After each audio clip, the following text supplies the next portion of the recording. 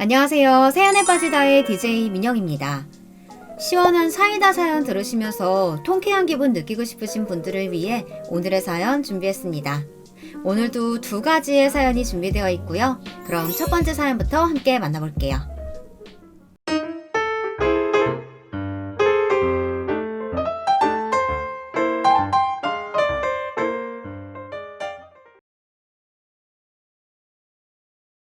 안녕하세요. 여러분은 명절이 되면 어떤 기분이 드시나요? 요즘은 워낙에 간소하게들 많이 해서 밖에 나가 외식을 하시는 분들도 있고 여행을 가는 가족도 있다고 들었는데요. 저에게 명절은 큰 애로사항이었습니다. 거기다 저는 우리 동서들 때문에 명절이 다가오기 한 2주 전부터 스트레스를 받았던 사람이랍니다. 하지만 세상에서 최고로 따뜻한 시아버지를 둔 덕에 더 이상 스트레스 받지 않고 무던히 넘길 수 있었죠. 오늘은 제게 너무나 소중한 시아버지의 이야기를 들려드릴 겸 시원하게 동사들을 박살낸 이야기를 전하고자 합니다. 제가 글을 많이 읽긴 하지만 써본 적은 별로 없어 미흡할 수 있는 점 먼저 양해 부탁드릴게요. 먼저 저희 시어머니와 시아버지를 처음 만났을 적 이야기부터 하고 싶은데요. 저희 시부모님은 성격이 극반대셨습니다. 먼저 시아버지는 앞서 말씀드렸듯 인상부터가 온화하고 선하셨는데요. 섬세한 부분까지 있으셔 처음 만나 어색한 자리를 밝게 이끌어주신 분이 시아버지입니다. 반대로 시어머니는 저를 보고 한숨을 푹 쉬며 단번에 제 얼굴 안색을 그늘지게 만드신 분이었죠. 우리 아들이 결혼할 여자 데려온다고 해서 나는 대단히 또 기대를 했건만. 참, 이래서 기대는 쉽사리 하면 안 되는 건데 내가 참 멍청하다, 멍청해. 시어머니에게 있어 저희 남편은 부모의 기대를 저버리지 않는 장남이었는데요. 검사라는 직업을 가진 데다가 이름만 들어도 알만한 명문대를 나왔으니 늘 혼처 자리를 두고 고민이 많으셨다고 합니다. 근데 그 자리에 그저 중소기업 사원이었던 제가 들어왔으니 마음에 드실 리가 없었죠. 거기다 남편에겐 도련님 두 분이 계셨는데 한 분은 결혼을 해서 제게 서방님 되시는 분이었습니다.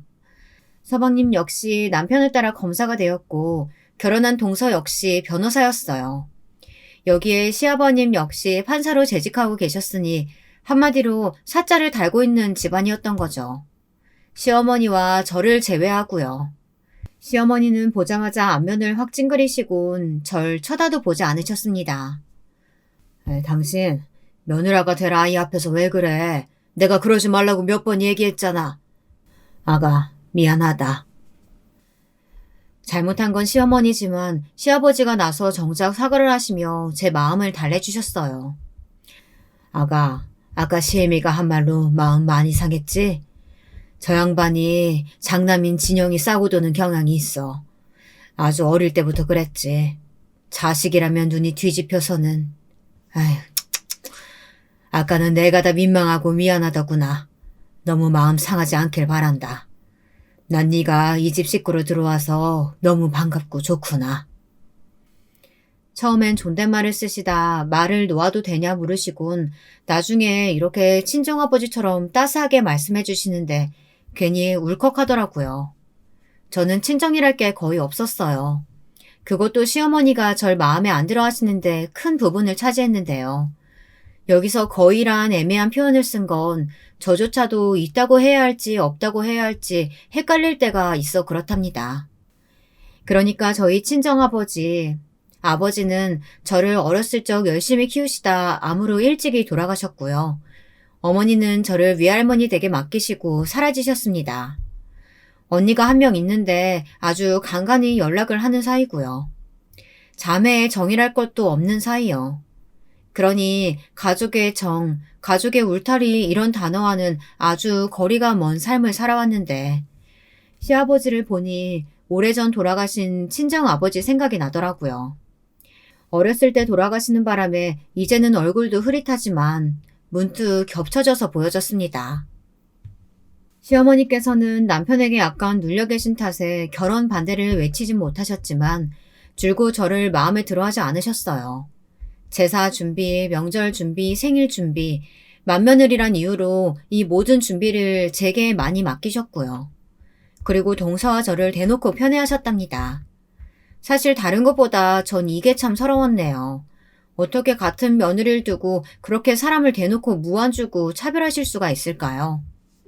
예를 들어 이런 거였어요. 동서는 첫날 저를 봤을 때도 시어머니 옆에서 시종일관 빵긋빵긋 웃고 있는 게 좀 쎄했는데요. 그 다음 명절날 제가 열심히 설거지를 하고 있을 때 시어머니와 수다만 떨고 있더라고요. 동서, 여기 와서 좀 도와줄 수 있어? 동서, 동서. 네? 아, 형님 안 들렸어요. 형님 죄송한데 지금 대화 중이어서요. 좀 이따가요. 혼자 하기 많은 양의 설거지를 죄다 맡겨놓고 옆에서 은은한 미소를 짓고 있는 꼬라지가 너무 보기 싫더군요. 거기다 언젠가는 이렇게 저를 무시한 적도 있었습니다. 동서와 함께 장을 볼 일이 있었는데요. 동서는 틈만 나면 자신의 대학 이야기에 변호사로서 겪는 경험담들을 이야기하곤 했는데 그 이야기가 가끔 지나치게 길어질 때가 있었습니다. 근데 제가 약간 반응이 시원찮으면 굳이 말도 안 되는 사족을 덧붙이는 겁니다. 아, 형님은 이해가 안 되시겠구나? 죄송해요, 형님. 제가 형님 앞에서 별 얘기를 다 했네요. 형님께서는 이해할 수도 없는 법률 용어들일 텐데. 응? 아니, 그게 아니고, 나 잠깐 장볼 목록 생각 좀 하느라. 미안. 정신이 팔려 있었어. 재료 빠짐없이 다 사야 되잖아. 어머, 형님. 모르는 건 모른다고 얘기해도 괜찮아요. 모르는 게 무슨 창피한 일인가요? 회사에서 커피 타고 담배 심부름하는 형님이 어떻게 이런 세계를 알겠어요. 당당하셔도 괜찮아요. 뭘 숨기고 그래요. 그게 더 우습죠. 뭐라고 동서? 말이 심하잖아. 아니 도대체 그게 무슨 말이야? 지금 그거 선 넘는 발언 아니야? 인지하고 말하는 거야? 제가 화가 나서 크게 한 소리 치자 그제야 자기도 무안했는지 약간 헛기침을 하며 죄송하다고 하더군요. 정말 동서 말 맞다나 변호사식이나 되는 사람이 그런 유치한 행동을 하는 것이 이해가 되지 않았습니다. 당시에 저는 아직 임신 전이라 회사에서 아직 일을 하고 있었는데요. 제가 하는 일을 그런 식으로 치부하는 것도 정말 싫었고요. 남편에게 말했더니 남편은 재수 씨가 그런 말을 했어? 그냥 무시해. 나는 다른 거 몰라도 가족 간의 분란은 만드는 거 제일 싫어하는 사람이야. 이렇게 가볍게 넘기려고 하더라고요. 거기에 제가 속이 또 뒤집혀져서 크게 한바탕을 하고 말았습니다. 당신 여기서 행동 잘해야 돼. 나 지금 시어머니한테도 동서한테도 무시당하고 있다고.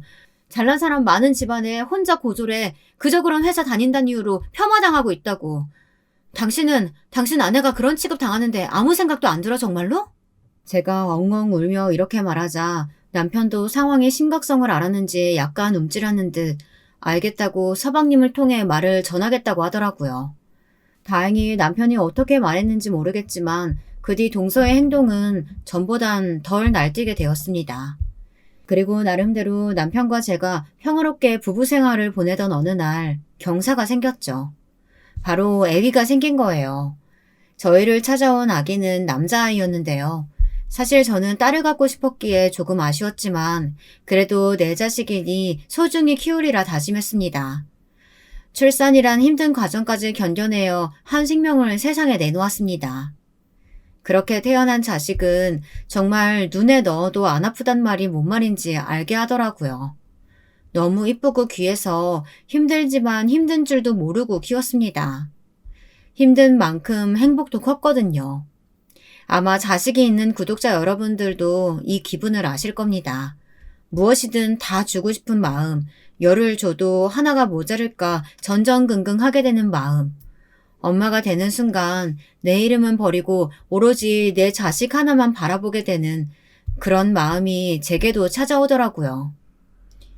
민규야, 엄만 사실 엄마가 없었어서 이런 감정이 들 줄 몰랐는데 꼬물거리는 널 보고 있자니 너무너무 신기해. 엄마가 널 지켜줄게. 그러니까 아픔 모르고 고생 모르고 그저 무럭무럭 건강하게만 자라줘. 일기장엔 낯감지럽지만 이런 말도 적었어요. 다행히 남편의 벌이가 나쁘지 않고 시댁 형편이 좋았기 때문에 경제적으로 딱히 힘든 부분은 없었습니다. 아이를 키우기에 좋은 환경이었다는 말이에요. 제가 이렇게 아이를 양육하고 있는 사이 동서도 열심히 임신 준비를 하고 있었어요. 사실은 저보다 먼저 결혼을 했으니 오래전부터 해온 셈이었죠. 그런데 잘 되지 않는지 출산을 한 저에게 유독 신경질을 부리더군요. 특히 저희 아들이 있는 앞에서요. 형님, 아기가 너무 시끄럽게 앙앙 울어대는데 조용히 시킬 순 없어요? 아, 짜증나 정말. 동서, 아니 아기는 원래 잘 우는 거야. 그걸 어떻게 하란 말이야. 나도 나름대로 최선을 다하고 있는 거야. 아, 당신 또 왜 그래? 내가 형수님한테 그러지 말라 그랬잖아. 아, 내가 뭘 어쨌다고 그래. 당신이나 나한테 이래라 저래라 하지 마. 동서는 저에게 툭하면 시비를 걸었고 그것이 그러다 두 사람의 부부싸움으로 번지고 시댁의 분위기가 개판되는 건 부지기수였어요. 그런데 여기에 동서 편을 들고는 싶으나 대놓고 그러지 못하는 시어머니와 달리 시아버지께서는 엄하게 동서를 꾸짖으셨답니다.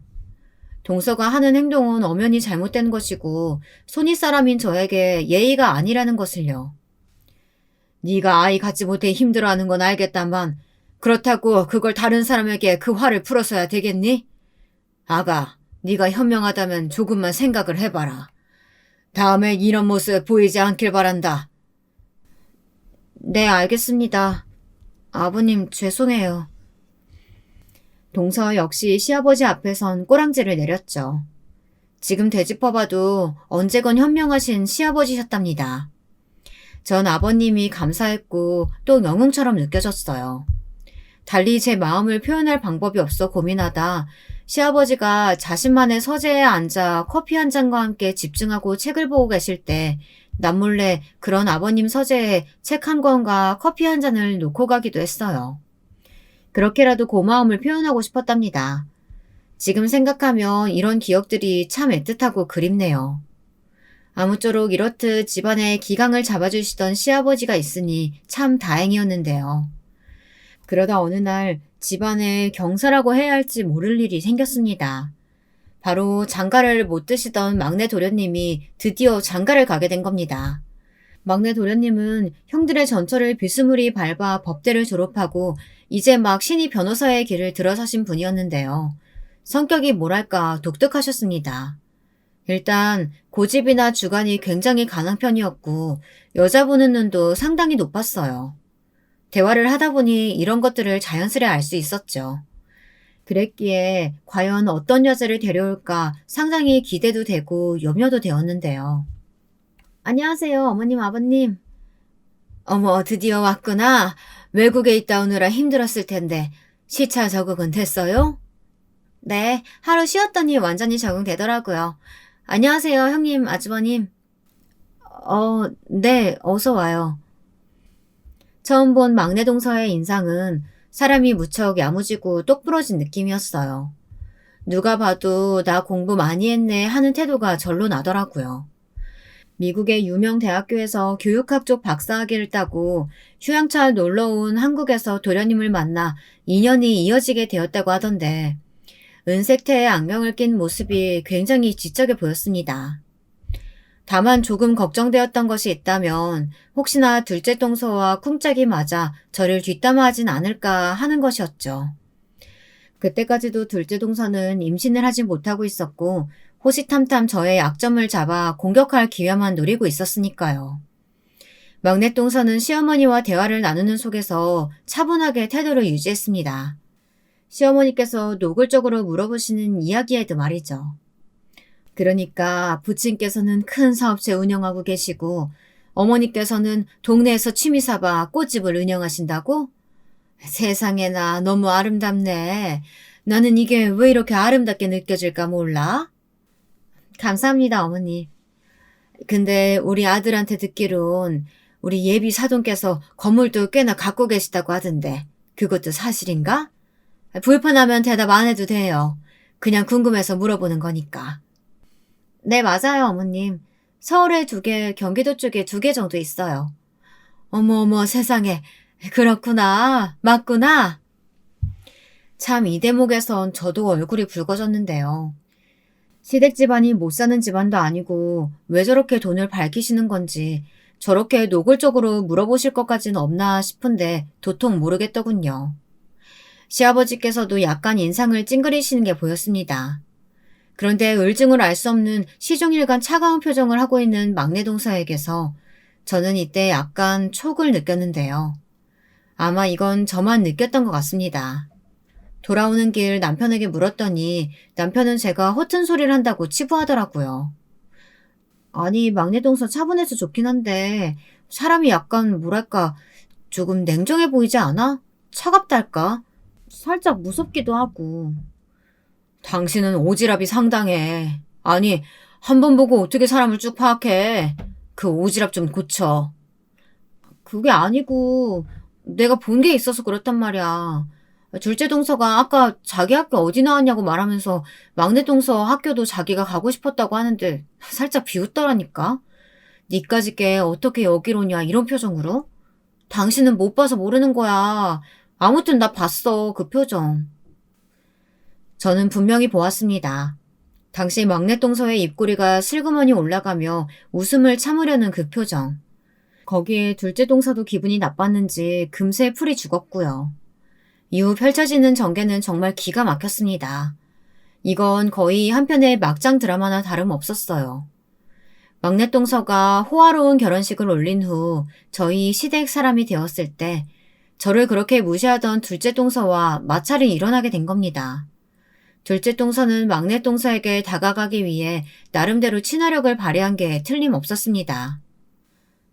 동서, 보는 눈이 있네? 이 팔찌 그 명품 브랜드 팔찌 맞지? 나도 하나 갖고 싶었는데. 역시 우리가 사는 수준이 비슷해서 그런가 안목도 비슷한가 보다. 네? 아, 그 브랜드 아닌데요? 아, 그래? 나도 모르게 헷갈렸나 보네. 부끄러워라. 그나저나 우리 동서 나랑 언제 한번 브런치 카페 가자. 내가 강남에 있는 아주 맛있는 브런치 카페 알거든. 고급스럽고 분위기도 좋아. 특별히 내가 살게. 아, 죄송해요, 형님. 저는 워낙에 바빠서 시간이 잘 안 나요. 요즘 한국 들어와서 아버지 사업 돕고 하느라 바쁘네요. 막내 동서는 칼같이 둘째 동서의 제안을 거절했고 그 후 기분이 나빠진 둘째 동서는 안쓰러울 정도로 얼굴이 화르르 붉어지더니 이내 박차고 나가버리더라고요. 구경꾼으로서 이 모든 광경을 지켜본 저는 그저 웃길 뿐이었죠. 둘째 동서가 저한텐 한 번도 권유하지 않았던 청담동 브런치 카페. 들어는 봤지만 가보지 못한 곳이었는데 막내 동서에게 보기 좋게 튀자마자 버리자 마음 한편으론 고소하더라고요. 하지만 막내 동서가 그렇다고 인성이 좋은 사람은 아니었어요. 전형적인 부잣집 집안에서 자라서인지 손에 물 묻히는 걸 굉장히 싫어하더라고요. 저는 어렸을 때부터 가정부 아주머니가 요리며 과일이며 다 해다 주셔서요. 배워본 적 없어요. 배울 필요가 없었으니까요. 미국에서 유학생활 했을 때도 거의 다 사 먹었고요. 어느 날 시어머니가 우스갯소리로 우리 이쁜 막내 며느리가 깎아주는 과일 먹고 싶단 말을 하셨는데 거기에 이렇게 반응했습니다. 시어머니도 상당히 당황하셨죠. 그랬구나. 거기까진 이 시어머니가 미처 생각을 못했네. 그래, 그럴 수도 있지. 과일이야 뭐 내가 깎으면 되지. 얘 민규애미야, 네가 좀 깎아와라. 시어머님 분명 내심 자기 아들이 집에서 밥을 잘 얻어먹고 다니는지 궁금도 하시고 걱정도 되셨을 텐데 끝끝내 본심을 숨기시고 비위만 열심히 맞추더라고요. 그리고 저에게 오히려 한여 노릇을 시키려고 하고요. 제가요? 저 지금 할 일 많은데. 그럼 내가 깎아야겠니? 말 말고 얼른 깎아와. 정말 열이 받아 죽는 줄 알았습니다. 제사가 끝나고 제기를 정리하는 일이나 음식을 준비하는 일은 저와 시어머니 둘째 동서가 도맡아 해야 했습니다. 막내 동서는 옆에서 흉내만 낼 뿐이었지 사실상 도움은 안 되었어요. 오히려 있으면 걸리적거리기만 해서 제가 거실에 나가 있어도 된다고 말했을 정도니까요. 사실상 제사 준비는 제가 거의 다 했지만요. 시할머니, 시할아버지 제사인데 굳이 이걸 왜 며느리가 와야 하냐고 동서들 다 하기 싫은 내색이 가득했거든요. 저도 물론 저 이뻐하지도 않고 구박만 하는 시댁 오기 싫었죠. 하지만 그렇다고 며느리의 도리라는 시어머니의 말씀을 어길 만한 힘은 없었습니다. 그러던 어느 날 청천벽력 같은 사건이 터졌습니다. 둘째 동서와 막내 동서가 언제 그랬냐는 듯 화해하고 저에게로 모든 화살이 쏠리게 된 사건이었어요. 둘째 동서는 언제나 돌려서 제게 막내 동서의 흉을 보곤 했는데요. 외국 대학 나왔다고 뻐기는 거 진짜 웃기지 않아요, 형님? 나는 어이가 없더라. 지들이 해외파다, 유학파다 이런 애들이요. 막상 막내 동서 보면 뭐 영어 그닥 잘하는 것 같지도 않던데 말이에요. 그런가? 네, 그렇다니까요. 거기다 자기는 어리고 아직 창창한 아이라면서 나이 갖고 얼마나 징그럽게 자랑을 해대던지 짜증나 죽겠다니까요.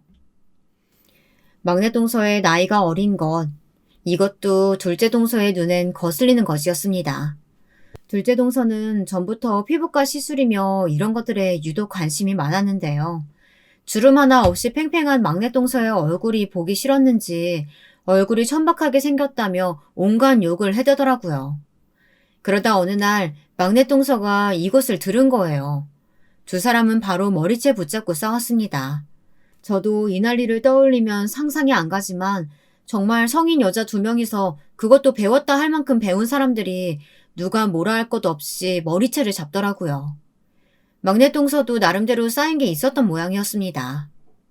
내가 이럴 줄 알았어. 뒤에서 내 욕하고 이럴 줄 알았다니까? 자꾸 나한테 영어 번역해달라고 시키고 할 때부터 너 진짜 우스운 거 알아? 한국에서 고작 변호사인 게 뭐가 대수라고. 그러면서 막내 동서는 둘째 동서의 약점을 건드렸는데 바로 둘째 동서의 친정 집안이었죠. 둘째 동서 친정 쪽엔 문제가 있는 사람들이 많았는데요. 친정 오빠인가 아버지인가 둘이서 집안을 한번 대차게 말아드셨다고 들었어요. 그것 때문에 둘째 동서가 꽤나 스트레스를 받았고 임신도 친정이 그 모양이라 안 되는 거라고 할 만큼이요. 그 뒷사정을 어떻게 알았는지 막내 동서가 이를 건들자 둘째 동서도 가만히 있지 않았습니다. 너야말로 재수없게 설치지 마. 어디서 부자 친정 줬다고 유세를 부려. 막말로 네가 박사학위 받았는지 안 받았는지 어떻게 알아? 거짓말하는 건지 누가 아냐고. 영어 발음도 구린 주제. 너 같은 애들 우리나라에서 사짜 직업 문턱도 못 들어와. 유치함이 마구 섞인 이 날선 대화에 끼어들 틈은 없었습니다. 남편과 저는 더욱 그랬고 서방님들은 말리는 신용만 했지 뭘 못하더군요. 하지만 이때 단 한 분, 일을 멈추실 수 있는 분이 누구였겠어요. 바로 시아버지였죠. 시아버지는 벼락 같은 불호령으로 당장 그만두라고 소리치셨습니다. 도대체 이게 어른들 앞에서 무슨 경거망동한 행동이야? 부끄럽지도 않아? 시아버지의 위험 섞인 말 한마디에 동서들은 머리채에서 손을 떼고 분한 듯 씩씩거렸습니다. 시아버지는 두 사람에게 각각 무엇을 잘못했는지 써오는 숙제를 내셨고 그것을 내기 전까진 집에 못 간다는 말씀을 하셨습니다. 이 말을 순순히 들을까 궁금했지만 두 동서들은 그래도 순순히 각자의 방으로 들어가더군요. 그 사이 무섭도록 고요한 침묵이 흐르고 잠시 뒤 동서들이 한 명씩 종이를 들고 시아버지 서재로 들어갔습니다. 먼저 들어간 건 둘째 동서였어요. 눈물을 훌쩍거리며 들어가선 무어라 시아버지와 대화를 나누더군요. 그 대화가 무척 궁금했지만 신기했던 건 서재에서 나오는 동서의 표정이 약간 풀려 있었다는 것이었어요. 아까의 분함이 사라지고 감정이 사그라진 얼굴이었죠. 막내 동서 역시 마찬가지였습니다. 둘째 동서보단 시아버지와 좀 길게 대화를 나누고 나오더니 살그머니 기죽은 얼굴로 짐을 싸더군요. 그리고 정말로 신기한 건 두 사람이 서로 미안하단 말을 중얼거렸다는 겁니다. 미안해 동서. 내가 좀 심했어 말이. 아니에요 형님. 저도 괜히 말이 세게 나갔어요. 깜짝 놀라 나중에 시아버지에게 도대체 어떻게 두 사람을 화해시켰냐 여쭤보니 시아버진 빙그레 웃으며 말씀하셨어요. 두 사람이 진정으로 미워해서 이런 일이 일어났다 생각하니? 그냥 잠시 질투심에 열등감에 자격지심에 눈이 먼 거지. 그 점을 이야기해 준 것뿐이다. 난 별달리 말한 게 없어. 그보다 난 우리 큰아이가 참 대견스럽고 이쁘구나.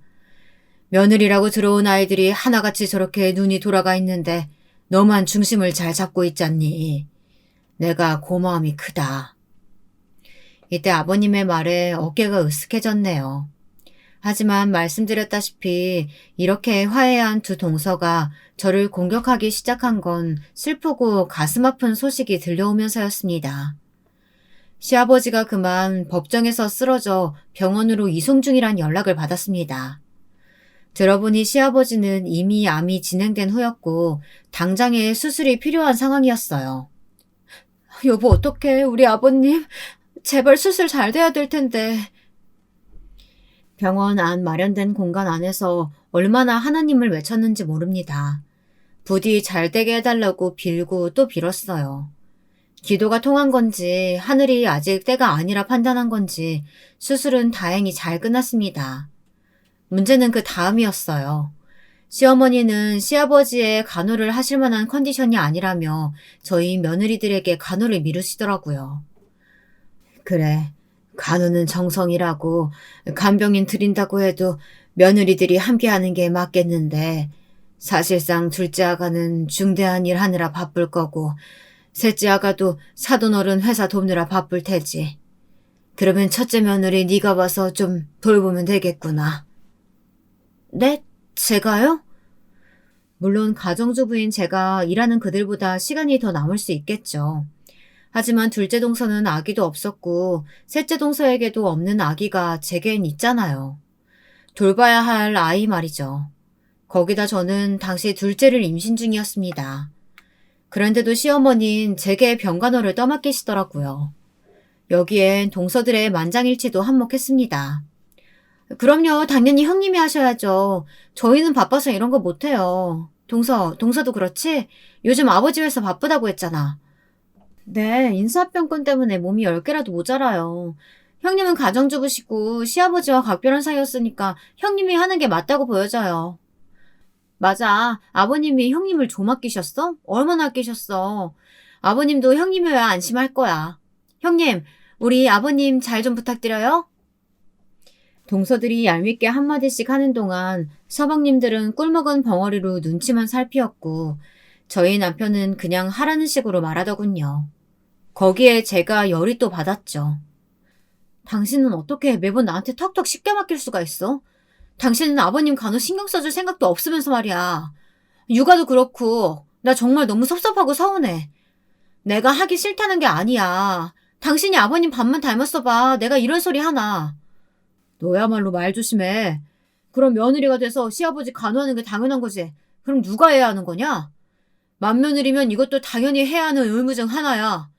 결혼하면 결국 시댁 사람인 거 아직도 모르겠어? 남편의 말에 제가 쓰러질 뻔했습니다. 사실 지금까지 남편에게 불만이라면 쌓이고도 많이 남았었죠. 무슨 행사 있다고 하면 열일 제쳐두고 난 집에 있는 사람이니까 그 이유 하나로 묵묵히 다 했어. 시어머니가 부르면 가고 새벽부터 일어나 장보고 뒤치다거리 다 하고 다 했다고. 근데 내가 아무 일 없이 노는 사람이야? 애도 봐야 하고 집안일도 해야 돼. 어떻게 당신은 동서들처럼 당신도 날 무시하고 하대할 수가 있어? 그렇게 서럽게 엉엉 울며 토로하는 말에 남편도 그만하자며 싸움을 무르고 흐지부지 마무리가 되고 말았어요. 아, 그래. 내가 말이 세게 나갔어. 미안해. 나도 도울게. 아버지 일이니까. 아버진 나한테도 소중한 분이야. 당신한테도 미안하고. 그리고 결국 저는 시아버지의 병간호를 하게 됐답니다. 아마 시어머니의 병간호라면 거절했을 겁니다. 하지만 시댁에서 치이고 힘들어하던 와중 제게 잘해주신 그 소중한 기억들을 생각하면 아버님을 끝까지 돌봐드리는 것이 나름의 효도라고 판단이 들더라고요. 아버님은 당신의 몸이 불편하시자 제게 펑 미안해하셨어요. 병원에 모셔다 드리는 것도 제가 했고 항암치료 동안에도 계속 아버님 옆을 지켜드렸거든요. 우리 큰아가가 나 때문에 고생이구나. 미안하고 고맙다. 내가 이 은혜를 언젠가 꼭 갚으마. 이런 말씀을 중간중간 하시며 제 손을 잡아주시는데 약해지신 모습을 보니 괜스레 가슴이 아파왔습니다. 그런 아버님을 제치고 정말 제가 화났던 건 다른 부분에서였어요. 동서들 때문이었죠. 동서들은 뻔뻔함이 도를 넘더라고요. SNS에 동서들이 저를 빼고 둘이서 놀러 다니며 사진을 찍어 올리는 것까진 참을 수 있었습니다. 아버님의 생신에도 바쁘단 핑계로 뒤늦게서야 참석해서 구겨진 얼굴로 앉아있는 것까지도 괜찮았어요. 정작 화가 났던 건 이 사건 때문이었습니다. 아버님께서 잘 드시지 못하다 보니 체중이 계속해서 빠지고 있었는데 이를 두고 뒤에서 뒷담화하는 걸 제가 들은 겁니다. 아니, 노인네 너무 볼품없지 않아? 아까 솔직히 보고 있자니까 무슨 해골인지 사람인지 구분을 못하겠다니까. 평소 우리 앞에서 그렇게 형님 거리면서 싸고 돌더니 꼴 좋다 진짜. 그러니까 말이에요, 형님. 저도 아버님이 은근슬쩍 제가 친정아버지 사업 돕는 거 의심하실 때 기분 나빴는데 이렇게 병 걸려 고생하시는 거 보니까 벌 받으시는 건가 싶어요. 왜 그런 말 있잖아요. 사람이 죄 지으면 그게 자기한테 다 업보로 돌아온다고. 아버님이 지금 그런 상태이신 거죠. 그래, 맞아. 막내 동서 그간 마음고생 참 많았어. 근데 형님도 얼굴 살 쪽 빠져 있는 거 보니까 너무 고소한 거 있지? 원래도 못생긴 얼굴이 더 못생겨진 거 봐. 아버님의 생신날 과일을 가지러 가기 위해 뒷베란다에 나갔다 이 뒷담화를 듣고 말았어요. 너무 화가 나더라고요. 아무리 원망스러웠다 해도 어떻게 자신의 시아버지를 두고 저런 악마 같은 말을 할 수 있었을까요? 저는 동서들을 불러 세게 야단을 쳤습니다. 동서들 지금 뭐 하는 거야? 다 들었으니까 발뺌을 생각하지 마. 정말 미쳤어? 어떻게 사람의 탈을 쓰고 그런 말들을 할 수 있는 거야? 형님, 다 들으셨다고요? 눈에 띄게 당황한 동서들이 말을 더듬으며 제가 잘못 들은 거다 하는 궤변을 늘어놓더군요. 자신의 잘못을 떳떳하게 인정도 하지 못하고 변명을 늘어놓는 꼬라지를 보니 더 화가 치밀었습니다. 최소한 인정하고 잘못했다고 빌었으면 넘어갔을 텐데요. 근데 여기서 막내 동서가 희죽거리며 하는 말이 귀를 의심하게 했습니다. 형님, 그래서 이걸 아버님께 말하기라도 하려고요? 뭐? 형님 아버님 건강 악화시킬지 버리지 마시고 가만히 있으세요. 전 용서 같은 거 빌 생각 없거든요. 그러니까 그냥 형님도 잊으세요. 너무나 당당한 태도에 당황스러워 할 말을 잃고 말았습니다. 둘째 동서는 여기에 뭔가 자신감이라도 얻은 건지 막내 동서의 말이 맞다며 맞장구를 치고 나섰고요. 지금 동서들 다들 제정신이야? 아버님이 동서들한테 잘해주신 거 잊었어? 아빠 누워 계신다고 해서 어떻게 사람이 이럴 수가 있어? 당장 용서 구해, 당장. 아니, 이게 뭔 소리예요? 그런데 그때 뒤에서 벼락 같은 소리가 들리더군요. 바로 막내 서방님이었습니다. 서방님은 믿을 수 없다는 표정 반, 화가 난 표정 반의 얼굴로 막내 동서를 쏘아봤어요. 그리곤 조용히 나오라고 읊조리더군요. 서방님이 언제부터 들었는진 모르겠지만 저만 뒷담화를 들은 건 아닌 것 같았습니다. 막내 동서도 서방님이 무서운 얼굴을 하고 있자 주춤거리며 나오더라고요. 그럼에도 저는 너무 괘씸해서 동서들에게 장문의 톡을 보냈습니다. 동서들에게 한 번만 더 이런 일이 생길 경우엔 가만히 있지 않겠다는 의사를 확실히 전달했어요. 동서들은 각자의 남편에게 한마디를 들은 건지 다음부턴 행동을 조심했고요. 아마도 제가 남편을 통해 동생들 말조심시키라고 한 게 효과가 있었던 모양이에요. 잘했어, 여보. 한 번만 동서들 경거망동하게 나오면 나 절대 가만히 있지 않을 거야. 하지만 엎침대 덮친 격 소용돌이처럼 인생이 복잡하게 얽히기 시작했네요. 저는 이때만 생각하면 모든 게 혼란스럽고 힘들었습니다. 어느 날 막내 동서와 둘째 동서가 갑자기 브런치 카페로 저를 부르더니 이야기를 하자고 하더라고요. 자신들이 SNS에 자주 올리던 청담동 브런치 카페였어요. 굳이 왜 나를 부르는 건지 의심도 가고 가기 싫었지만 일단은 을중이 궁금해 나갔습니다. 동서들은 저를 보자마자 거기서 나오는 빵과 과일 주스며 잔뜩 주문하더니 빵긋빵긋 웃으며 입을 열기 시작하는데 그때 전 알게 됐어요. 바쁘니 동서들이 굳이 왜 저를 여기로 불러냈는지요.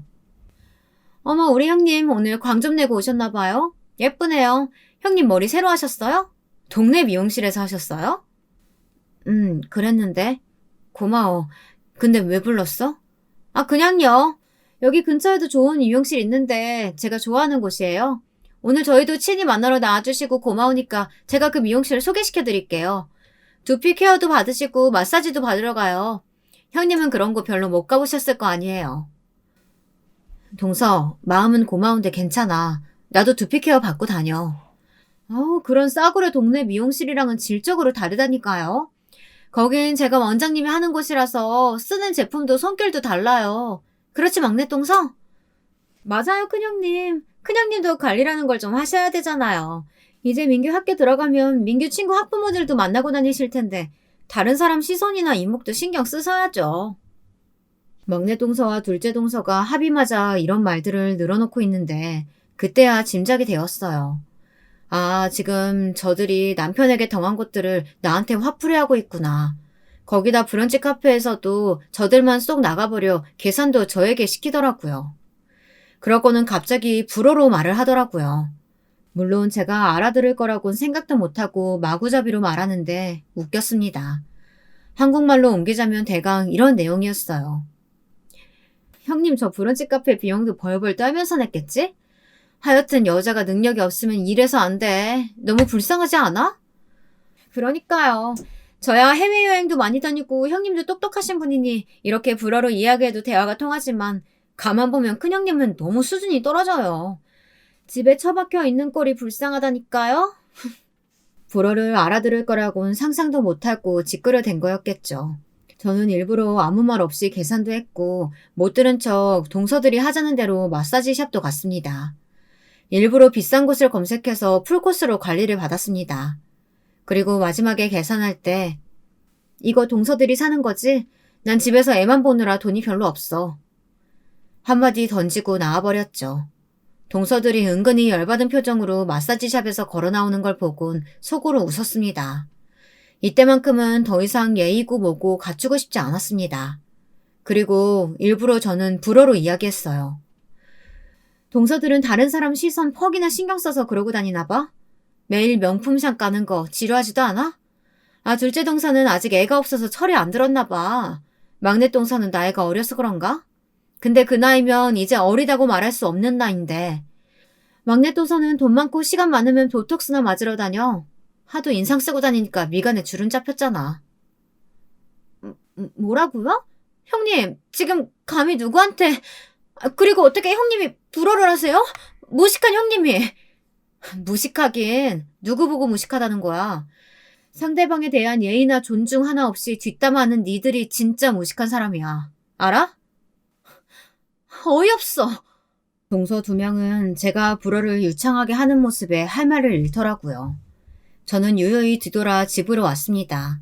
오랜만에 남의 돈으로 마사지 받으니 기분이 괜찮더군요. 무엇보다 동서 두 명에게 한 방 먹였다 생각하니 통쾌함을 넘어 짜릿했습니다. 사실 저는 외국어에 굉장히 관심이 많았습니다. 영어, 불어, 스페인어 관심이 많아 혼자 열심히 인터넷 강의도 듣고 가끔은 외국의 친구와 편지도 주고받으며 연습을 하고 있었어요. 그러다 보니 실력이 조금씩 늘더군요. 그래서 이렇게 유창히 말할 수 있는 실력이 되었는데 동서들은 제가 말을 꺼내지 않았으니 전혀 모르고 있었죠. 저녁엔 조금 나아진 기분으로 아버님이 좋아하실 것들을 챙겨 시댁으로 갔는데요. 시어머니가 유독 칼을 탁탁 내리치며 채소를 다듬고 있었습니다. 무언가 불쾌하신 듯 보였어요. 너 잠깐 나 좀 보자. 너 오늘 네 동서들한테 뭐라고 했다며? 네가 손윗사람이라고 해서 뭐든 입에서 나오는 대로 말해서야 되겠니? 그럴 수 있다 여기는 거냐? 동서들이라고 해도 엄연히 걔네는 잘난 애들이야. 너는 아니고. 앞으로는 다신 그러지 마라. 그리고 추석 다가오는 거 알지? 차례상 준비 너랑 내가 해야 하니까 아침 7시까지 와라. 동서들은 엄연히 잘난 애들이고 저는 가정주부니 찍소리도 하지 말라는 건가요? 어머님, 그건 제가 싫어요. 제가 손윗사람이니 잘못한 건 지적하고 바로 잡아줘야죠. 동서들, 저번엔 아버님 뒷담화도 했다고요. 아, 됐고 더 듣기 싫다. 그날 밤늦게까지 정신없을 테니까 버릴 옷으로나 입고 와라. 시어머니의 당치 않는 말에도 화가 났지만 저랑 시어머니만 차례상을 준비해야 한단 말이 이상했습니다. 물론 그동안 동서들이 적극적으로 무언가를 한 적도 없었지만 이상하게도 시어머니는 동서들이 그날 없을 거라는 듯 이야기하셨거든요. 밤늦게까지 할 게 많으니 편한 옷차림으로 오라고 하신 것도 그렇고요. 하지만 실제로 그런 일이 일어날 줄은 몰랐습니다. 가감없이 말하면 동서들이 이렇게나 개념 없는 인간들인지 몰랐습니다. 추석 당일 제가 아침부터 아이를 데리고 시댁에 도착하기 직전 전화가 걸려왔더라고요. 둘째 동서에게서요. 저희 해외여행 가요. 이번에 저희 둘 다 미팅 일에 치이다 보니 너무 힘들었거든요. 그래서 몸풀 겸 가는 거고 시어머니한테도 허락도 받았으니 능력 없는 형님이 차례상 차리고 다 해요. 괜찮죠? 뭐? 동서들 지금 장난해? 이걸 어머님한테 허락을 받았다고? 그리고 전화는 툭 끊겼습니다. 제 말을 무참히 씹고 먼저 저쪽에서 전화를 끊어버리더라고요. 옆에서 통화 내용을 우연히 엿들은 남편도 쉽게 화내지 않는 양반이 지금 제정신이냐고 펄쩍 뛰더라고요. 아니, 제수씨 둘 다 해외여행을 갔다고? 우리 엄마가 이걸 허락까지 했다고? 아니, 집구석이 도대체 어떻게 굴러가는 거야? 아주 개판 아니야, 이거? 급하게 시댁으로 뛰어들어간 남편이 시어머니에게 무어라 따지자 어머님은 애꿎은 저를 노려보셨어요. 저도 할 말이 많았기에 지지 않고 눈길에 맞받아쳤습니다. 동서들이 왜 추석날 오지 않는 거냐, 해외여행이라니 가당치도 않다, 제 할 말을 하고 있었죠. 동서들에게도 화가 났지만 뻔히 힘들 명절날 모든 것을 저에게만 맡긴 시어머니에게도 단단히 실망스러웠기 때문입니다. 그동안 동서들만 이뻐라 했던 시어머니였지만 그럼에도 제가 어떤 기대를 품고 있었나 봐요. 어머님, 이건 아니지 않아요? 아니, 동서들도 너무하고 허락하신 어머님도 실망입니다. 동서들이 잘난 직업에 부자 친정 두고 있다고 해서 그간 오냐오냐 넘겨주시고 잘해주셨던 거 참고 넘기라고 했어요. 근데 명절 당일까지도 저들은 해외여행 가버리고 저와 어머니께 다 맡기다뇨. 이래도 되는 건가요? 이런 경우가 어딨나요? 말 그대로 서러움이 폭발해버렸습니다. 쏟아내면서 저도 모르게 줄줄 눈물이 나오더라고요.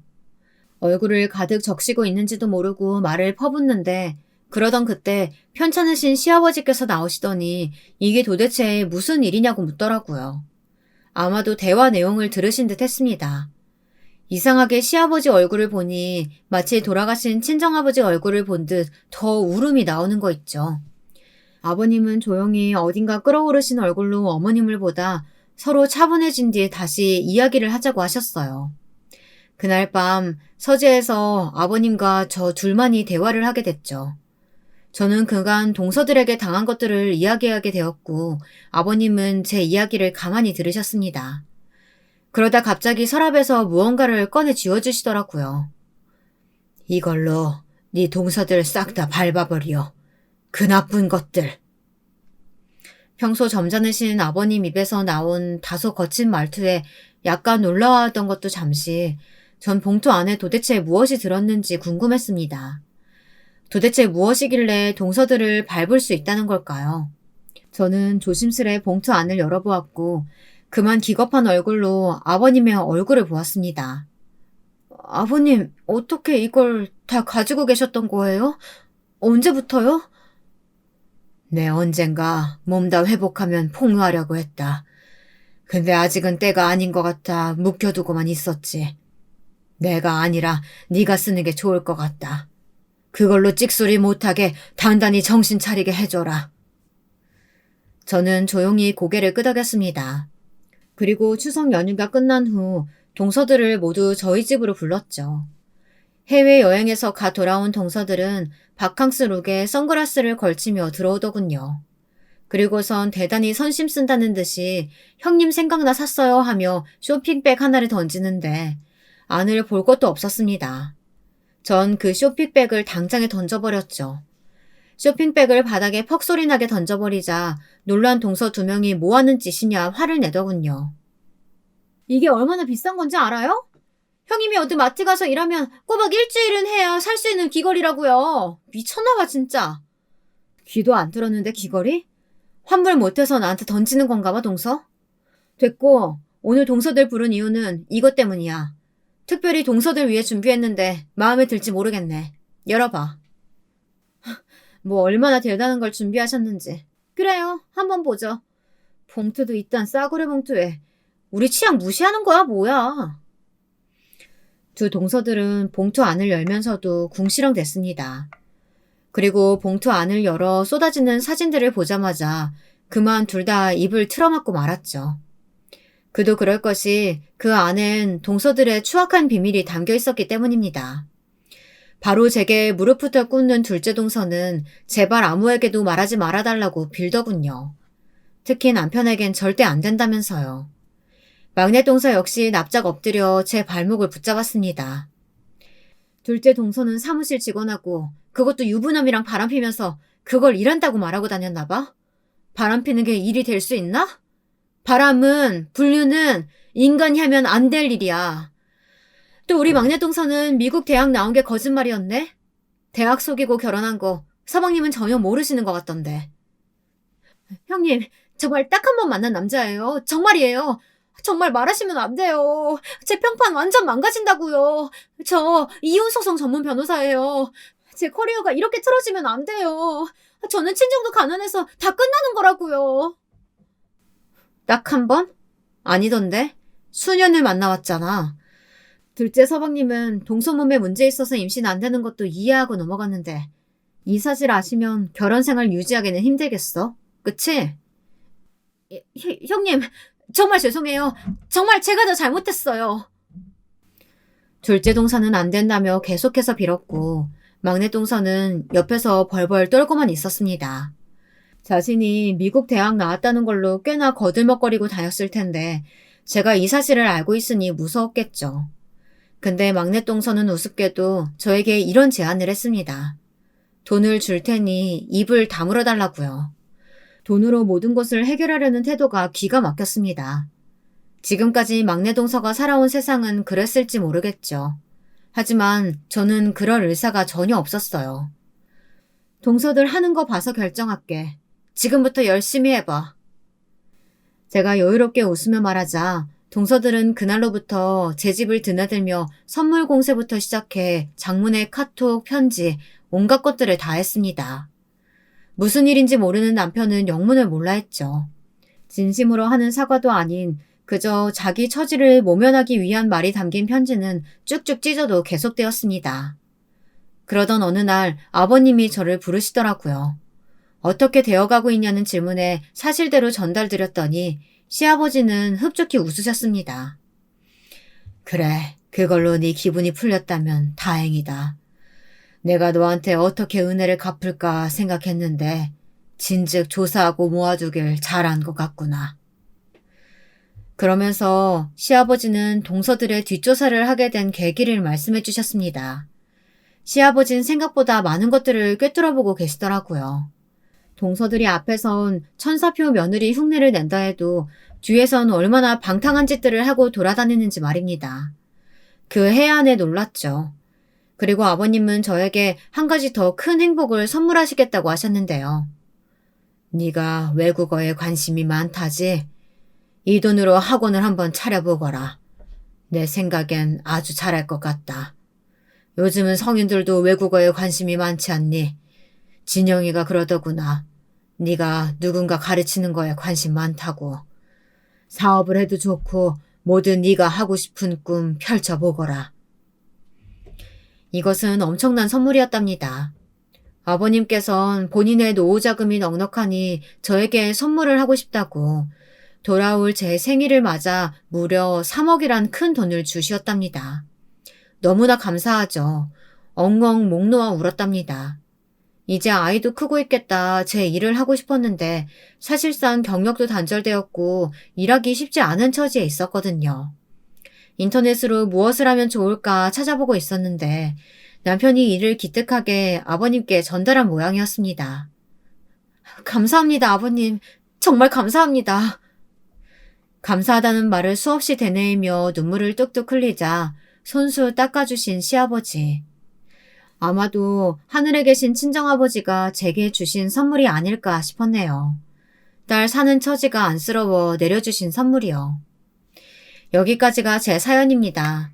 추석 연휴 다들 무탈히 보내셨길 바라며 제 이야기 마무리할게요. 명절 지내시느라 고생 많으셨고, 저도 이제 새 인생 살아가 보려 하니 많이들 응원해주세요. 안녕하세요. 저는 올해로 40이 되는 대한민국의 여성입니다. 우연히 유튜브로 사연 채널을 접해 다양한 사연을 듣다 보니 공감되는 부분도 있고 해서 저도 제 인생에서 가장 통쾌했던 에피소드를 오늘 말씀드려보려고 해요. 제가 재미있게 들었던 것처럼 부디 재미있게 들어주시길 바랍니다. 그럼 시작하겠습니다. 저는 서울은 아니지만 우리나라에서 손꼽히는 대도시에서 태어났습니다. 1980년대생인 저희 세대는 부모님들이 지독한 가난을 겪은 것과는 달리 많은 것을 누리고 살았죠. 저희 집은 아버지는 은행을 다니셨고 어머니는 가정주부셨어요. 저는 3남매 중 장녀이고요. 자라면서 한번 집에 위기가 닥쳐왔어요. 아버지는 은행을 다니시다가 그 은행이 부도가 나는 바람에 갑자기 실직을 하게 되셨습니다. 지점장까지 하시고 갑자기 실직을 하게 되신 아버지는 다른 금융 관련 업종으로 회사를 옮기실 수도 있었지만 결단을 내려 시골로 귀농을 하시게 되었죠. 마침 농사일을 아버지 형이신 큰아버지가 하고 계셨고 수입이 괜찮았기 때문에 그렇게 우리 가족은 농촌으로 이사를 가게 되었습니다. 갑자기 도시에서 자라다가 농촌으로 이사를 가게 되니 모든 것이 불편했어요. 학교를 가기 위해서는 차를 타고 한참을 가야 했고 아빠가 태워주지 못하는 날이면 저는 시골길을 40분이나 걷거나 1시간에 한 대 있는 버스를 타고 등교를 해야 했습니다.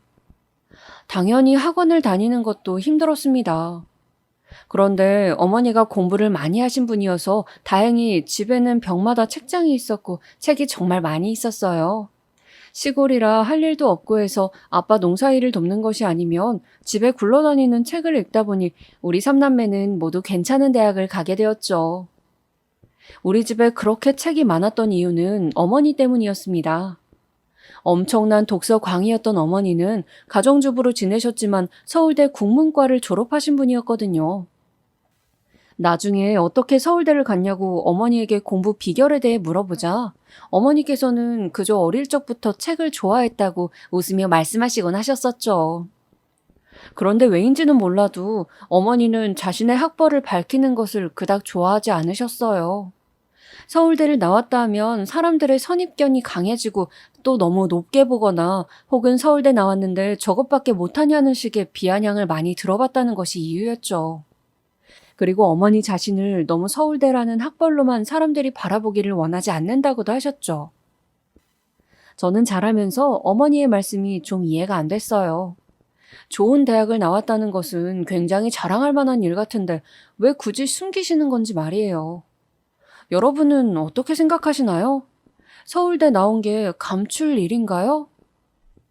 아무튼 그렇게 저는 농촌에서 논밭을 누비며 씩씩하게 자라 서울로 대학 진학을 하게 되었습니다. 서울이라는 우리나라 최고의 도시에 가보니 정말 신기한 것들이 많았어요. 저는 아르바이트도 하고 공부도 하면서 제 젊은 시절을 즐겼습니다. 제일 처음 시작했던 아르바이트는 편의점이었어요.